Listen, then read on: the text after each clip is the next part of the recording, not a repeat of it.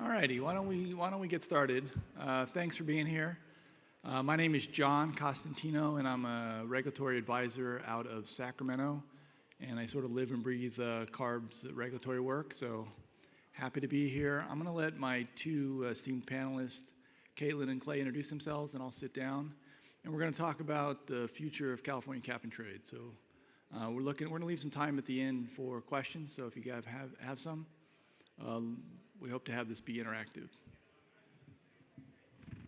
Good. All right. Good afternoon. Can you hear me?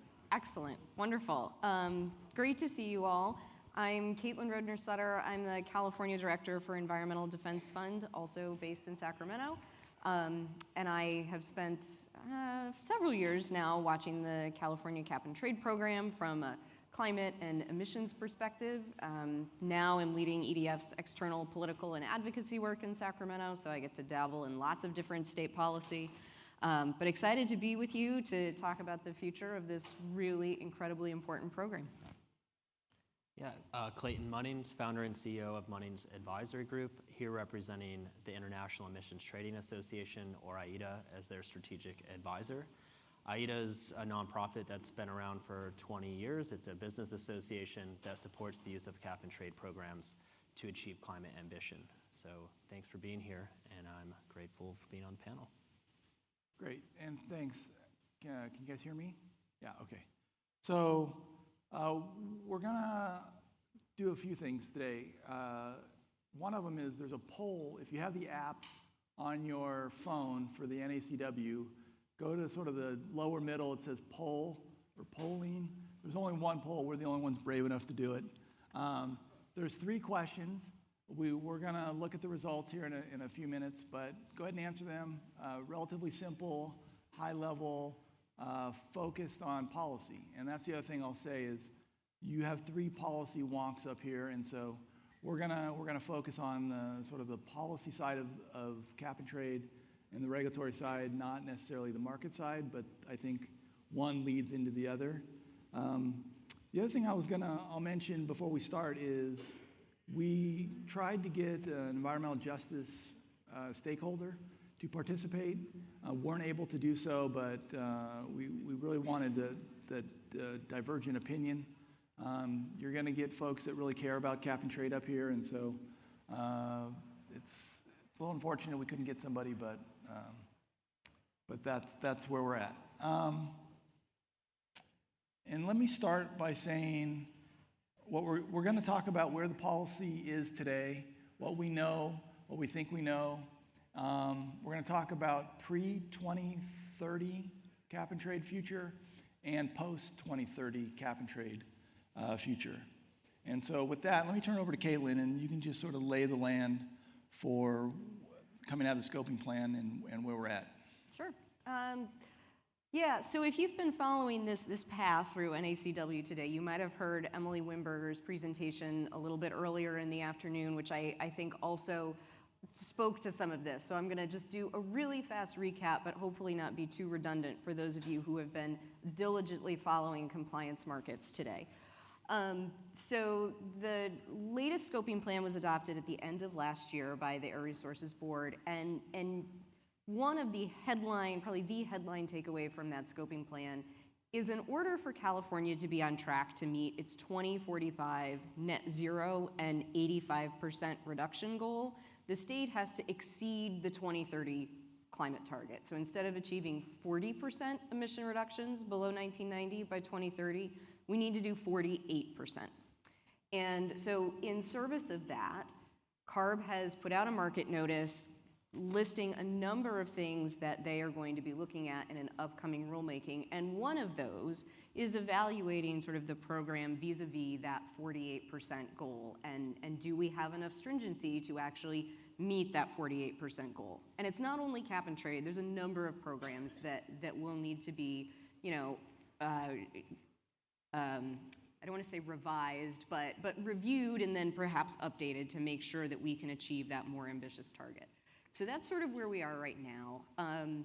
The Legislative Analyst's Office came out with a report that said, great scoping plan, except we really want to see a very clear pathway to achieve this 48%. and we don't feel like that pathway exists. So there's a little bit of urgency from the legislative side to see really concrete steps taken to make sure that we're on track to meet that 48% goal. And at the same time, CARB they had an offsets workshop last fall. They're gearing up for some informal workshops later this spring and into the summer. So that on the regulatory side is really exciting. And then on the legislative side, there isn't a whole lot of activity yet, but there are certainly some conversations brewing about when should the legislature start to think about extending the program post 2030. And I mean, of course, if you are a state legislator, the legislature has to act. And there's some divergent opinions there, but from the legislature's perspective, they need to weigh in. And so there's no real clear timeline for that yet, but those conversations are sort of starting in the wings. And I guess the last piece I would say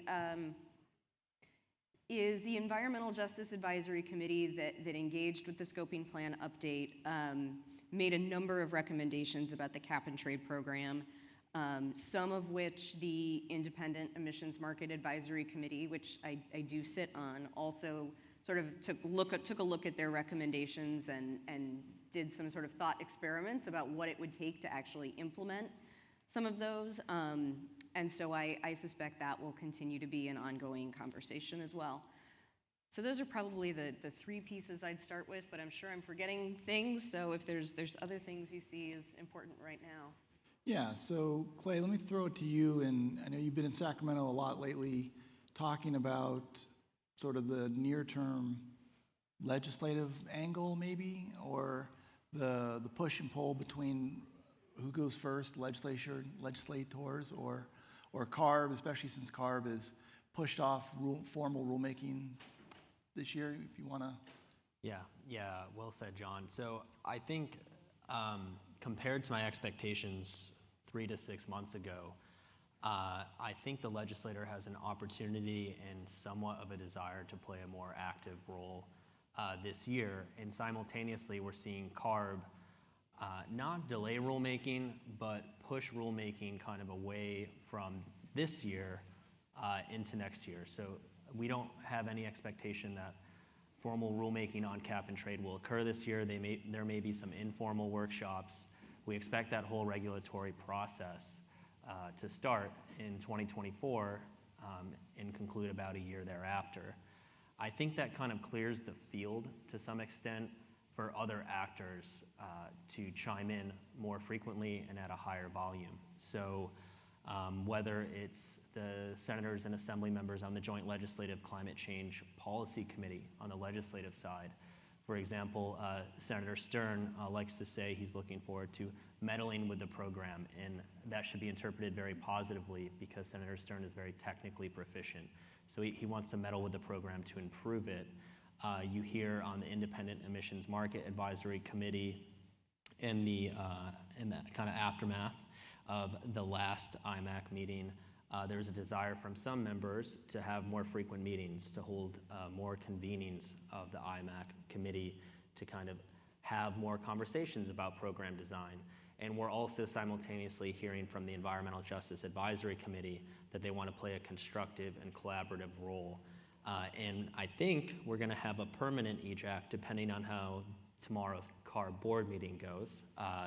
Right now, EJAC is not technically permanent. There's a proposal that CARB board will vote on soon to make the EJAC permanent. So these three bodies, IMAC, the legislature, and EJAC, I think this year, because CARB is not having a formal rulemaking, have kind of an opportunity to set the table for what CARB does discuss when a formal rulemaking occurs, and I think they'll all be vying to use that opportunity. Yeah, great. And so what do you think between the IEMAC and the EJAC and the LAO or the Joint Legislative Oversight Committee, what would you each give as your top 3 things that they want to see? Not necessarily what you want to see, but what you think their priorities are. Clay, I'll let you go first. I guess I'll let you answer the IMAC piece of that. The way I see it, there is concern over the quantity of banked allowances, and that's the primary concern. In my view, when I speak with the legislature, the second item that comes up is carbon offsets and questions around the quality of carbon offsets in California. But I think the predominant concern is over banked allowances. And this is sometimes said explicitly or implicitly, but I think the implication of high banked allowances in some stakeholders' view is that the program is either or not reducing enough emissions or can't meet the 2030 goal. So I think that is kind of the substrate upon which any kind of recommendations from the LAO or IMAC or EJAC come from. IETA's take, those suggestions, I'll give IETA's view on how to solve these issues. First and foremost, I think the program's working well. It's reducing emissions. Chair Randolph mentioned a Hernandez, Cortez, and Kyle Main study out of Arizona State University and UC Santa Barbara this morning. That study shows that at a sample of industrial facilities, the program has caused emissions reductions 9% annually over a 5-year period. And there are also associated emissions reductions of local air emissions. This study is important because it's the first causal study in California that actually empirically and statistically identifies the role of the cap and trade program in reducing emissions. So we know the program's reducing emissions. IETA's view is that it ought to do more. Our response to the excessive banking is this notion that the cap and trade program should be the workhorse. It should be doing more than 50% of the abatement required for California's carbon targets, whether that's 48% or more. And to effectuate that, we think extending the program as soon as possible is important. I think that takes care of a large portion of the concern over the banked allowances. We support an emissions containment reserve to support prices, and then carbon removals incentivized and credited under the cap. So that's kind of our solution to what seems to be the primary perceived problem by most stakeholder groups, which is the large bank of allowances. And maybe I'll turn over to Katelyn, who has obviously a better tap on IMAC. Yeah, I mean, I think those are the right issues to be flagging. In the last IMAC report, we talked about the need for some post-2030 certainty and in terms of what the program is going to look like. I mean, I feel very confident the program is going to be extended. I might be a little less confident it happens in 2023. My money's maybe a little more on 2024. But the need for some certainty going forward, I mean, not only for the climate, but also for market participants. We also talked, I sort of teed up these Environmental Justice Advisory Committee recommendations. And so the IEMAC report also talked about this idea of a facility level emissions cap and sort of what that could potentially look like in the program.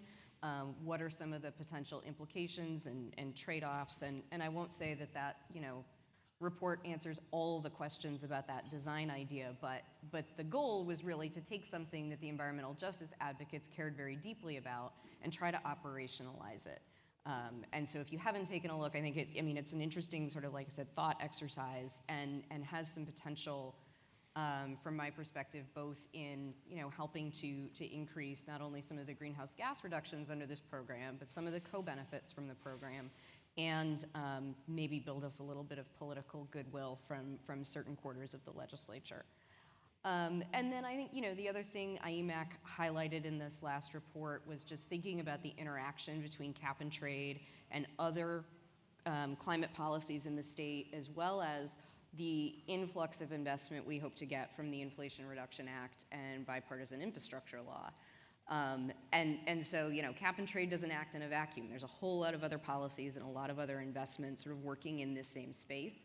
And we want to make sure that not only are they harmonized, but as we are getting reductions from other quarters, that maybe we think about mechanisms to also adjust the ambition of the cap and trade program. And by that, I mean more ambitious. So those were some of the themes that came up in the last IEMAC report. We haven't started thinking about this next one yet, but I certainly think again, thinking post-2030 is going to be really important. And there's a lot of interest in thinking about future potential linkages. Certainly with Washington State, I think it's probably a little early to even entertain the idea of New York State, but here I am saying it, and as they are, starting to work through what a cap-and-trade program in New York could possibly look like. So there's some real momentum from other states, and I think California has a real opportunity to continue its leadership role on subnational carbon markets. And so I know IEMAC is really excited to think about linkage. All right, speaking of linkage, if you go to your app, the poll, everybody should have the results of the poll in front of them. There's 3 questions. The first one is, will cap and trade program be around after 2030? We'll get to that one in a minute. The next question is, before 2030, will California's cap and trade program link? And your options are with Washington, with another jurisdiction, or no. And for my panelists up here, with Washington, 72% say yes. With somebody else, 17%, more or less. And not linked at all would be 11%. Do you guys have any thoughts on that? I love the optimism in this crowd, and I share it. I love those results.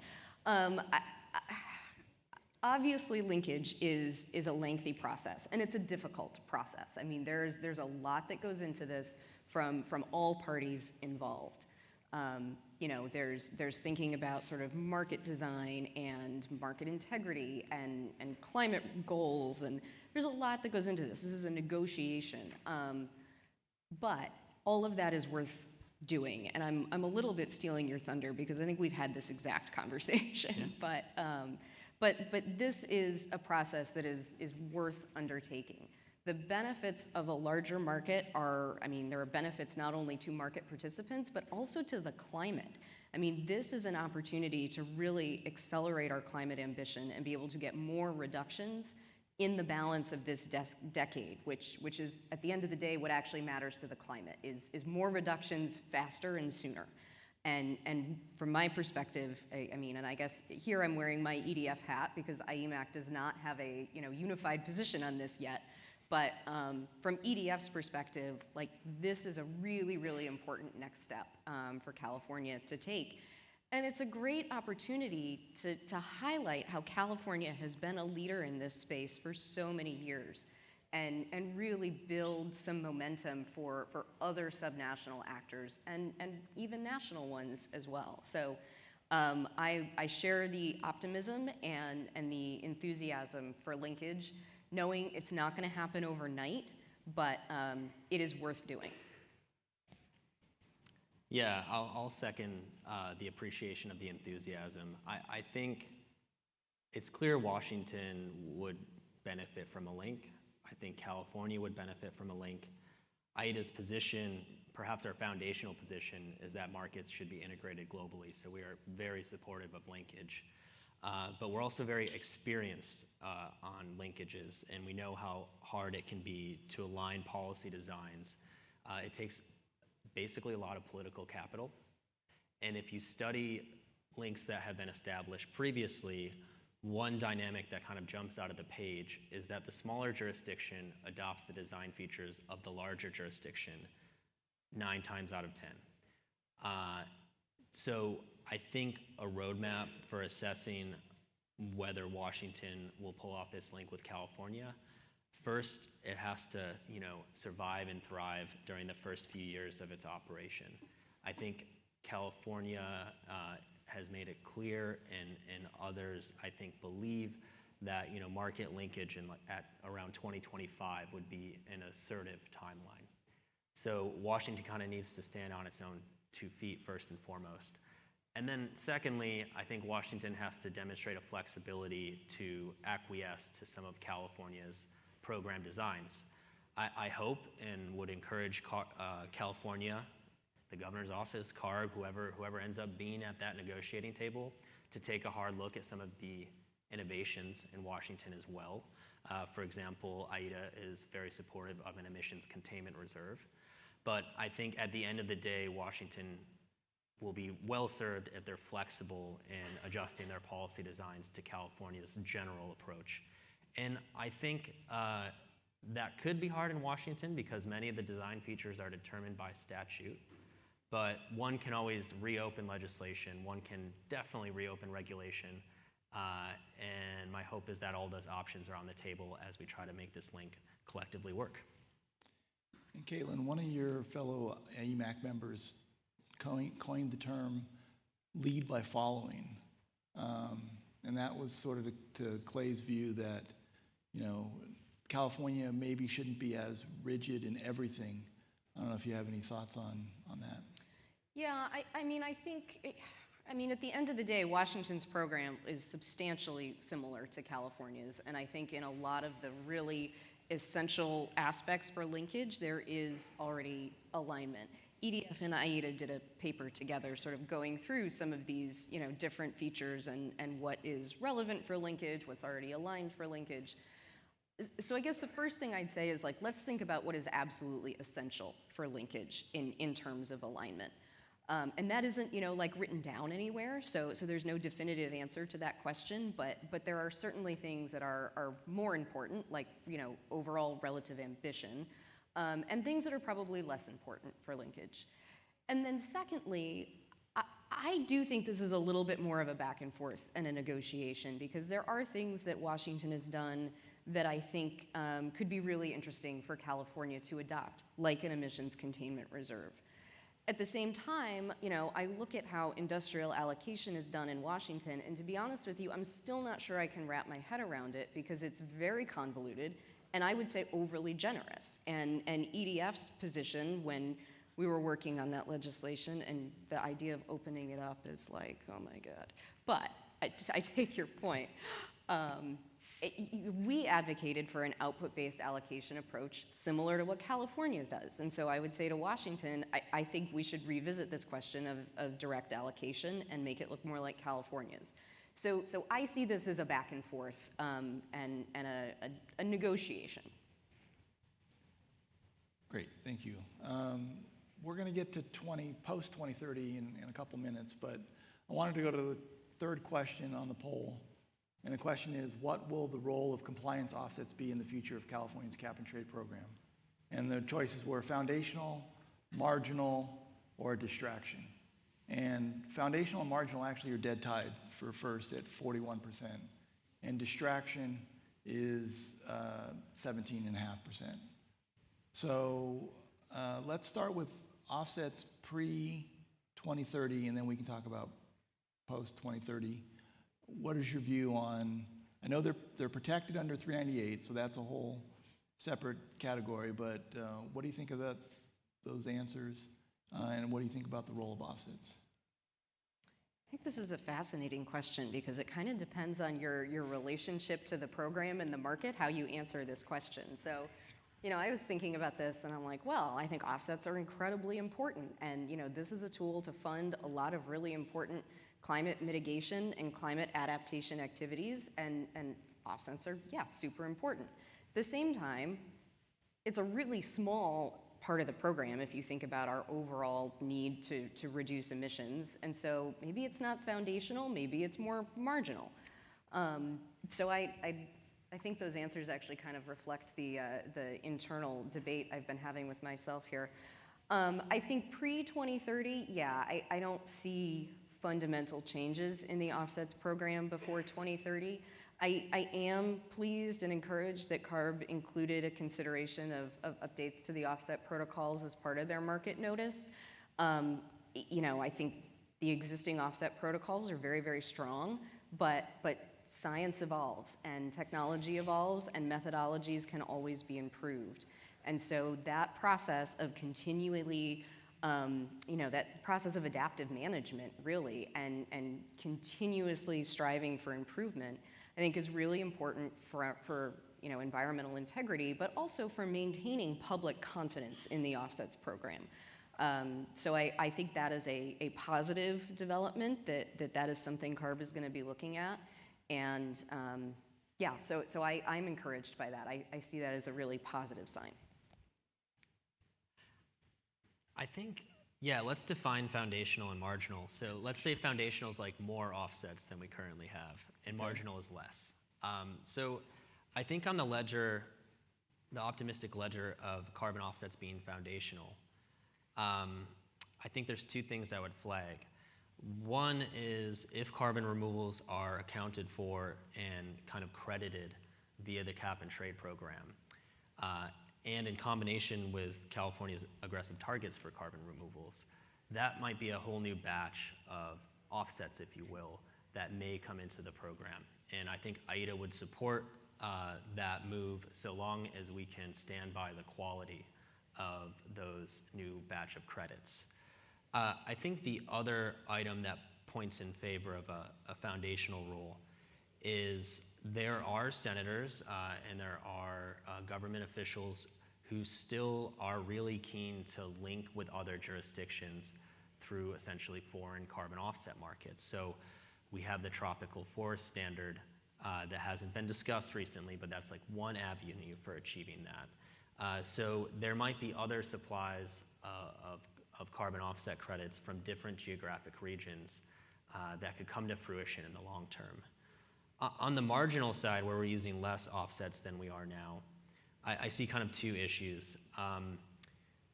The voluntary market is doing very well. Prices for voluntary credits can sometimes now compete with compliance markets. So there's a very practical consideration of, are we going to, in California, keep the attention of project developers when the VCM is growing so quickly and the price that folks are willing to pay for voluntary credits are growing so quickly?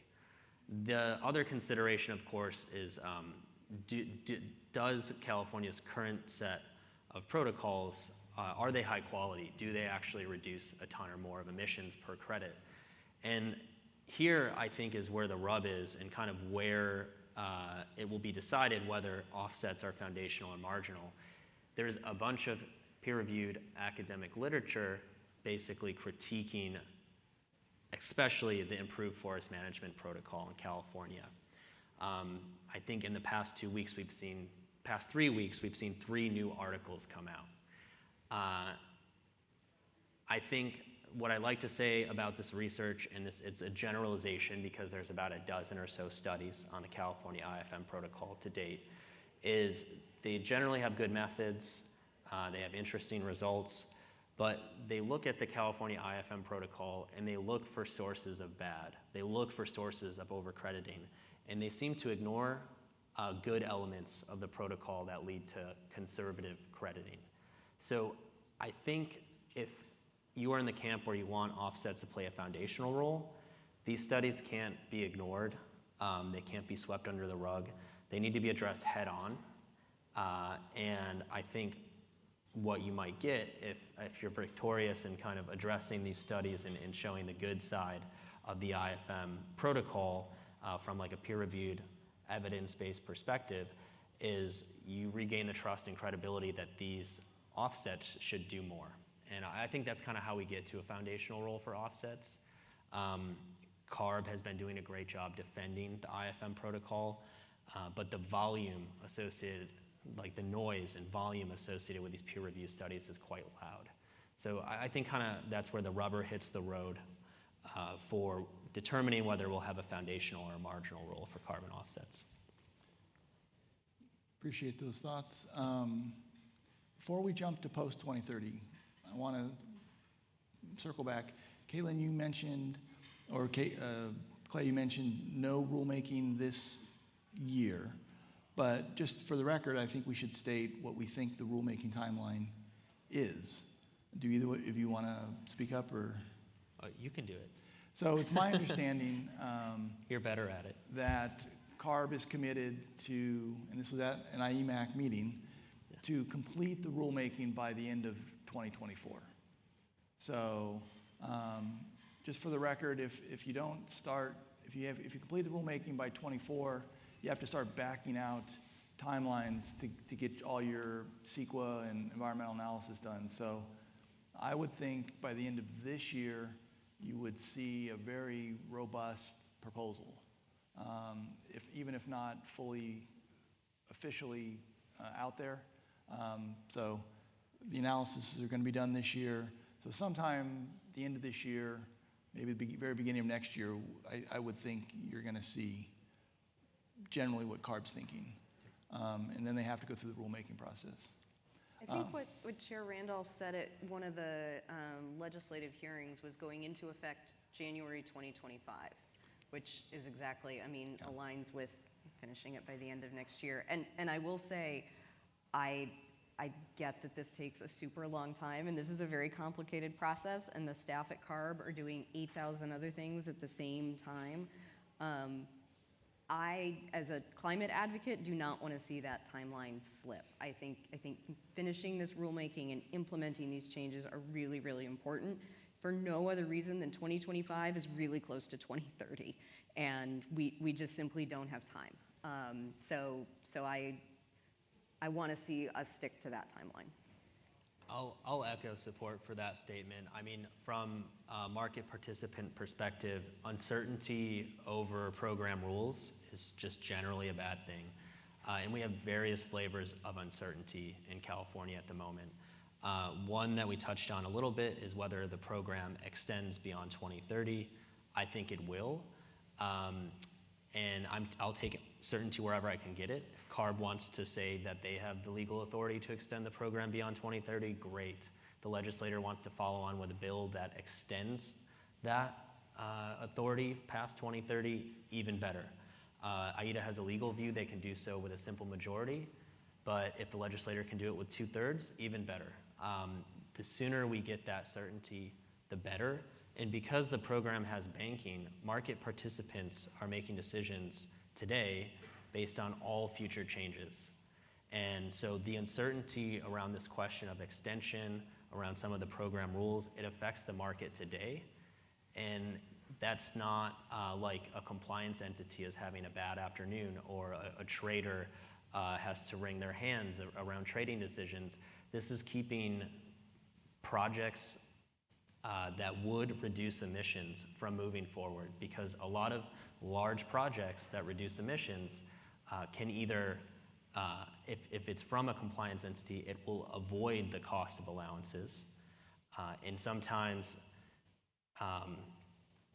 just if you don't know if the program's extending beyond 2030, you can't bank on those avoided allowances or monetizing allowances beyond 2030. Even if there's a small chance that the program doesn't extend, that has a big impact on investments today. Did you want to weigh in, or do you want to go to the poll question? Let's go to the poll question. All right. So, there we go. The first question was, will California's cap and trade program be around after 2030? And exactly 0 people said no. So that's exciting. 65% said yes. 35% said yes, but will look much different. So what do you guys think much different could mean? And do you agree with that 35%? Yeah, I feel very confident the program is going to be around after 2030. And I mean, it's imperative that we have this program after 2030. California needs this in order to meet our 2045 goals, period, full stop. I think that, substantially different, that's a good, was that the phrasing? Much different. Much okay. different, yeah. Much different. I think there's 3 changes that I think could get some traction, and maybe more, but those are the 3 that are coming to me off the top of my head. One is, this idea that we both mentioned of an emissions containment reserve. This is a way to make the allowance supply more reflective of the price when the price is low. It is basically the mirror image of the allowance price containment reserve that we already have. And from my perspective, it is a way to, at least in a modest way, and depending on how you design it, maybe even just a temporary way, to increase the near-term ambition of the program, and I think that's really important. So an emissions containment reserve, I think that's something we could get some real traction around, because, EDF and IETA agree that this is a great idea, as does IEMAC. And EJAC. Is that right? Oh yeah, I think Yeah. EJAC included it in their recommendations That's nearly too. everybody. So, yeah, man. I think another thing that, I mean, again, this is sort of my like pet interest right now, is this idea of a facility level emissions cap. And I don't know if that is the thing, but I do think there will need to be something in a post-2030 program that is more responsive to the concerns of environmental justice communities. You know, with AB 398, the 2017 extension, we had this sort of companion legislation in AB 617, which is a really cool and innovative approach to addressing cumulative pollution burden in environmental justice communities. And it is, you know, moving along, but there's a lot more to do. And like with climate change, environmental health and environmental disparities are something that we can't like keep putting off solving. And California has made a lot of progress, but there's a long, long way to go. So I think we do have this moral imperative to look at every way we can possibly get at reducing disproportionate environmental burden. And so I'm very interested in ways to utilize this cap and trade program that is so important, and figuring out where we might be able to make some modifications that both increase our climate ambition, but also, you know, speak to some of these EJ concerns. And the third piece, to go back to our offsets conversation, I don't see offsets going away. I think we're gonna have offsets out till 2045, and I think it's really important that we do have offsets out to 2045. There is some interest both in IEMAC and I think from some of the Environmental Justice Advisory Committee members. I think this is something, an idea that EDF is open to, and to some extent mirrors what Washington has done, and that is the idea of putting offsets underneath the emissions cap. So basically, adjusting your economy-wide emissions cap downward to reflect the number of offsets that are actually turned in for compliance, and doing that, say, every compliance period. You know, I think that is an option that could be out there that might help mute some of this criticism of offsets. So I would leave that on the table as a potential piece of a solution set for post-2030. Yeah, great. Okay, will it be around? I mean, IETA pays me to worry about this question. So things that worry me are, I think some important stakeholders still secretly want a carbon tax rather than a cap and trade program. I'm not too worried about those folks, but they're out there. Second, Senator Stearns openly questioning or openly saying, in a cap and trade program, is the cap part important or is the trade part important? I don't love that. Also, Senator Allen in the same hearing, which was a few weeks ago, questioning, do we need the program after 2030, or is there a better kind of approach? So these are the things that worry me. Personally, I would put the probability of the program being extended beyond 2030 right now at 80%. I said that to my members yesterday, so I guess that's my number for today and yesterday. And it changes kind of every day, but this is one of the motivations for IETA's advocacy in this space. I don't think we can take anything for granted. Switching to will the program look much different? I think it would, and I don't know if we're advocating quite for that, because our high-level policy position is that the program should be the workhorse. It should do at least half of the work towards California's climate targets. In the 2017 scoping plan, that's exactly what the cap and trade program was slated to do. In this most recent scoping plan, we don't get an explicit call out for how much work the cap and trade program is supposed to do, but what we do have is a suite of really ambitious targets, some of which are certainly going to fail, and when they fail, the cap and trade program will be there to pick up the slack. So I don't know if the cap and trade program is currently designed to be the workhorse. I think it will probably do a lot of work through 2030. And IETA's position is going forward that the program should kind of be the primary policy for California. I just don't know if that's a change from what's currently going on or what's currently planned, to be 100% honest. The things that I do think ought to change, and I'll kind of riff off of Katelyn here. The idea of a workforce is great, but how do you make it happen? And in California, we're in a really unique situation because we pass climate policies all the time. We spend climate subsidies all the time. And I think there's an assumption that when you do that, you'll just hit your goals, and that there's no way that these command and control policies can fail or that subsidies don't lead to reductions.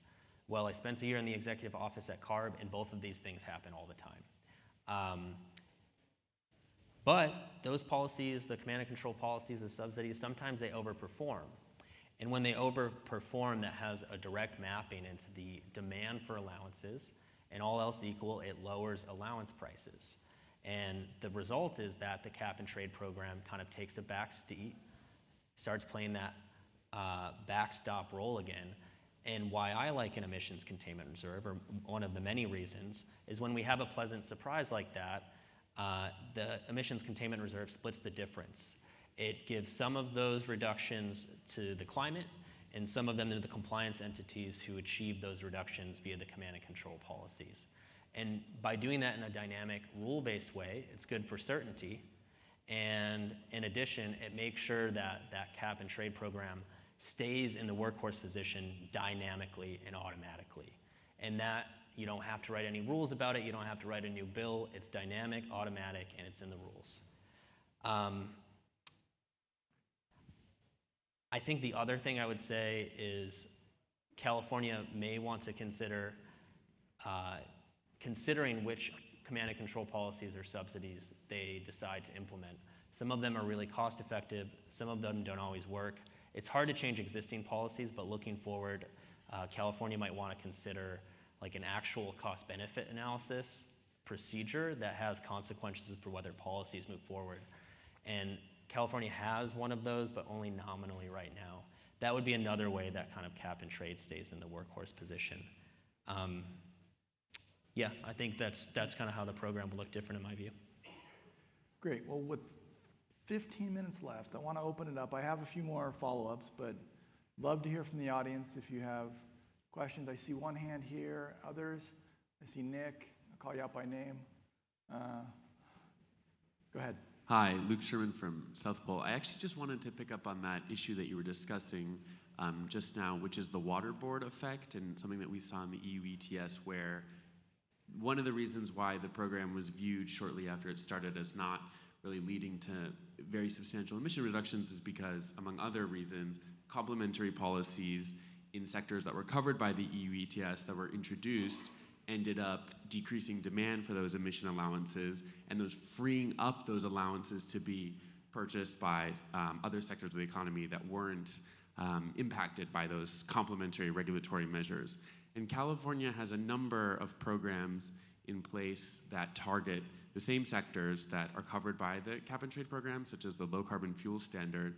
And I'm wondering what your perspective is on the impact that those additional policies have on California's cap and trade program in terms of depressing the carbon price and really allowing other sectors of the economy to kind of just scoop up those allowances.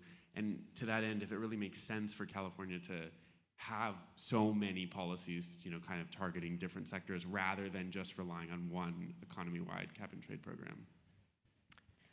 Yeah, so I think California has the most, I don't know whether to call them complementary, competing, or just other policies, I would argue, in any jurisdiction. And it does depress the allowance price, and it has a huge effect on the market. There's Severin Bornstein at UC Berkeley led a study that kind of assessed the role of complementary policies in California's cap and trade market. And his findings were essentially that most likely the program would be on the floor because the competing policies would do most of the work. And then there's a small chance that it's at the ceiling. We're in this Goldilocks zone right now where we're between the floor and the ceiling. And my personal view is that is mostly on the back of the 2017 scoping plan and the 2017 changes 2017 scoping plan saying that the program should do more than half of the work for California, and the associated reductions in cap levels from the 2017 rulemaking changes. So I think that's why we're in the Goldilocks zone. In my view, California would benefit from less policies. I mean, I thought I knew the California policy mix quite well, but when I sat in the executive office at CARB and read all of the policies that went through the rulemaking process, I was shocked at the number and breadth of policies. They don't always work. They're almost always super expensive. That's why our view is California should have cap and trade as its workhorse. And again, we're not gonna probably go and attack existing policies on the book, but we would encourage more mindfulness going forward on why are we implementing policies that are really expensive to implement and don't necessarily have great co-benefits. So can I follow up on that? Go ahead. I was going to say, I mean, conceptually, I agree with you, and I mean, I don't disagree. I guess just a reality check sounds too harsh, but that's kind of where I'm going, is each of these existing programs, I mean, has a constituency, and in some cases has legislative champions and NGO champions or industry champions, and like, I don't see a realistic path where suddenly we start like taking things off the books left and right. So I mean, I think you're raising like good points here, and you're not wrong, but I guess I don't necessarily see a dramatic change in the number or breadth of other policies that California likes to adopt. And that I think is just a function of our politics and our, you know, we have a pretty activist legislature and a super majority of Democrats and a Democrat in the governor's office, and, you know, there's a lot of stuff they want to do, and I don't see that changing.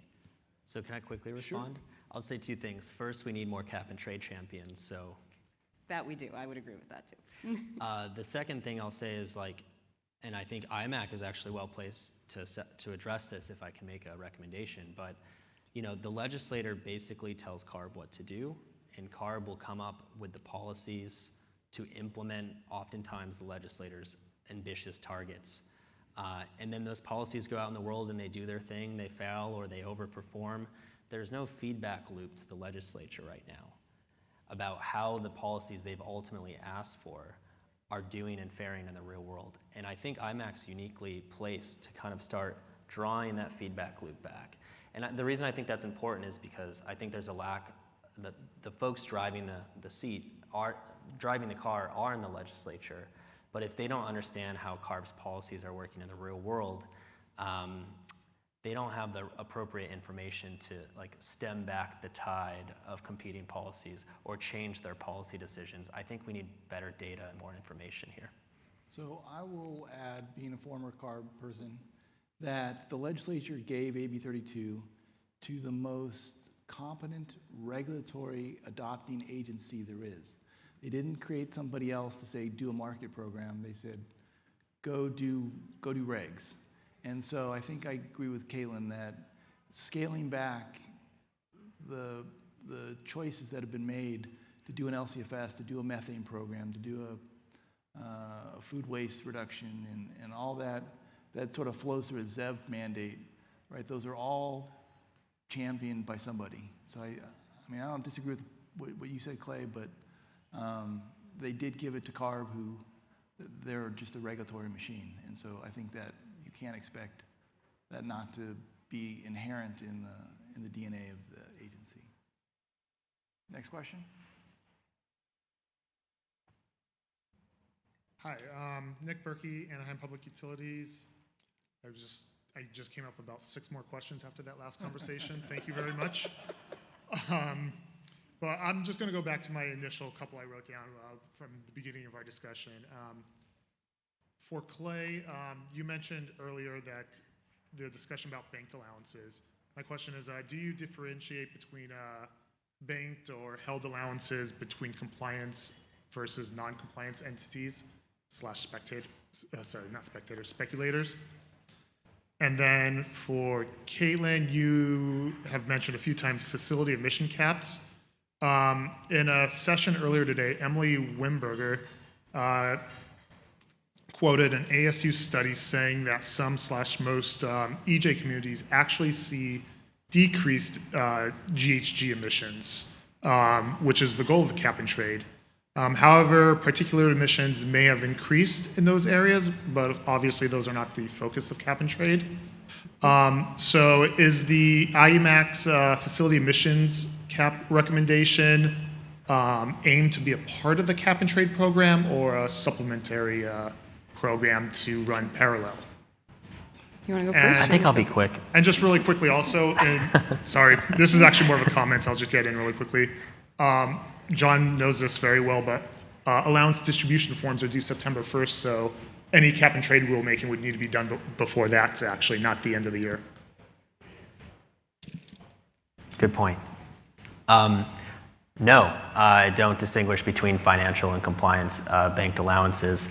And the reason is I've heard in the UETS context, for example, this notion that somehow speculative accounts are not connected to compliance.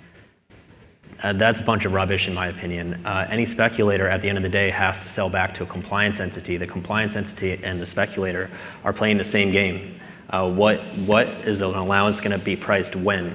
But there should be no illusions about who kind of runs the markets, the compliance entities. They're the one buying allowances at the end of the day.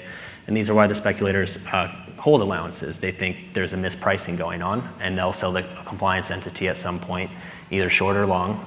So I view them as playing the same game, solving for the same problems, aligned in their interest, essentially, in most cases.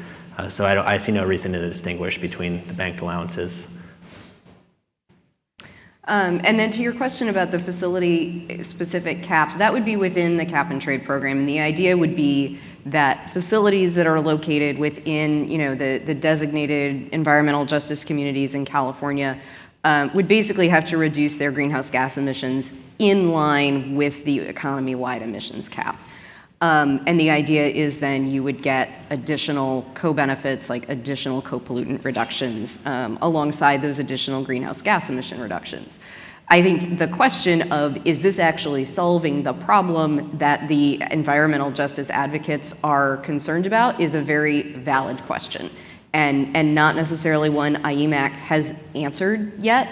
I think our recommendation was, this is something the Environmental Justice Advisory Committee cares a lot about, and we want to sort of put some meat on the bones of that in terms of like, what could it look like? What are the trade-offs? And CARB, please look at this more, because I think that's a really good question. I will also say though, I know that study well that you're talking about, and I think it's a really, really good study. Most environmental justice advocates, like that is not a study they cite. They have different research that they cite, and so there's a competing peer-reviewed studies here, which is a challenge, but the nature of science. So I wouldn't say that as good as that paper is, and I think it is certainly a more robust paper than some of the other ones that are cited. Yeah, there's just a lot of competing publications and interests on that issue. So, Can I quickly say a mean and then a nice thing to Caitlin, or There's should a we question back move there. along? If you Yeah, want to go walk for back there. Well, No, let's go to Nico. go ahead if you want to. I'll quickly say, like, okay, that the Danae Hernandez-Cortez study, you hit it, but it's causational. The other studies are correlational. There's Yeah. like no attempt to make a causal statement about the cap and trade program. And while I would be shocked if my membership ever would agree to a no trading zone, I think the nice thing I'll say is listening to EJAC and coming up with constructive proposals, I think is something EJAC's wanted for a long time. And I think that's very constructive and a good way to collaborate. Yeah. Question wait, in I the thought back. there was supposed to be a mean thing. I'll ask you about that later, I guess.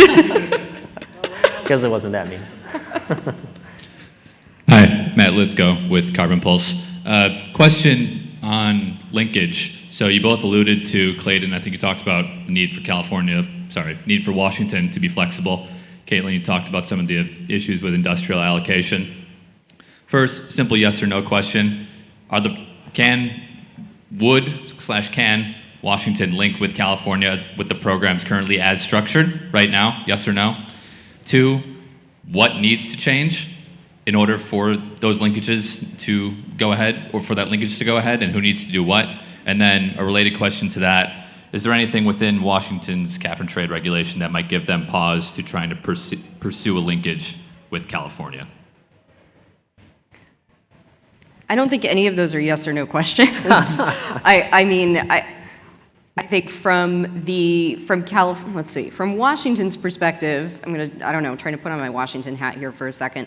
I think California's program might need to be a little bit more ambitious than it is right now, like more aligned with the 48% target. And I think features like we mentioned, the emissions containment reserve, that is something that would need to be aligned between the two jurisdictions.